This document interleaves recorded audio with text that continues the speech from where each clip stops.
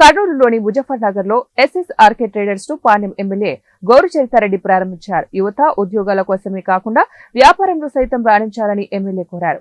ముజఫర్నగర్ వాసులు SSRK traders ను ఆదరించాలని ఆమె కోరారు. తమ షాప్ లో హోల్సేల్ ధరలకే ఉల్లిపాయలు, ఎల్లిపాయలు, కొబ్బరి దొరుకుతుందని ఎస్ఎస్ఆర్కే యజమాని షేక్ షారుఖ్ తెలిపారు. ఇది హోల్సేల్ షాప్ కూడా అందరూ ఇక్కడున్న కర్నూలు పట్టణ వాసులంతా దీన్ని వినియోగించుకొని సద్వినియోగం చేసుకోవాల్సిందిగా నేను కోరుతా ఉన్నా.